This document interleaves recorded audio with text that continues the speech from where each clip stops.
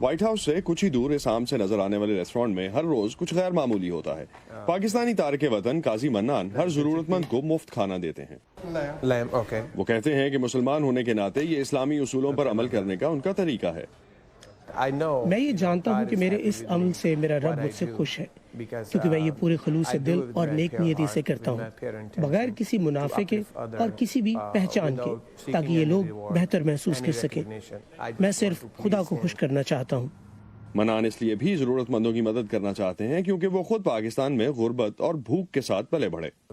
جب آپ غریب ہوتے ہیں اور آپ کے پاس اتنی چیزیں نہیں ہوتی جو دوسروں کے پاس ہوتی ہیں، تو پھر جب وہ آپ کو ملتی ہیں تو آپ ان کے لیے خدا کا شکر گزار ہونا چاہتے ہیں اور انہیں دوسروں کے ساتھ بانٹنا چاہتے ہیں. منان کے ریسٹورینٹ سکینہ حلال گرل کا نام ان کی والدہ کے نام پر ہے.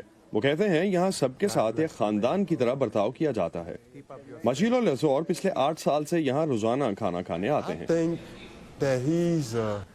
مجھے لگتا ہے کہ یہ ایک فرشتہ ہے. یہ ایک خوبصورت آدمی اور بہت مددگار ہے. میں کھانے کے تلاش میں تھا اور میرے پیٹ سے بھوک کی وجہ سے آوازیں آ رہی تھیں. میں اسی نعمت کی تلاش میں تھا کہ یہ نمودار ہوا. اپنا وزٹنگ کارڈ دیا اور مجھے اپنے ریسٹورینٹ میں کھانے پہ بلایا. میں بہت خوش ہوا. میرے پاس الفاظ نہیں تھے. میں تب سے یہاں آ رہا ہوں. ہیگے بھی یہاں روز آتے ہیں. یہ کھانے سے زیادہ کی بات ہے. مجھے لگتا ہے کہ یہاں مجھے اتنا کھانا دے دیا جاتا ہے جو سارے دن کے لیے کافی ہو. کھانا بہت اچھا ہے، لوگ اچھے ہیں. مجھے یہاں کام کرنے میں بھی کوئی اعتراض نہیں ہوگا. منان کا اندازہ ہے کہ 2013 میں ریسٹورینٹ کھلنے کے بعد سے اب تک انہوں نے 80,000 سے زائد بار مفت کھانا کھلایا ہے.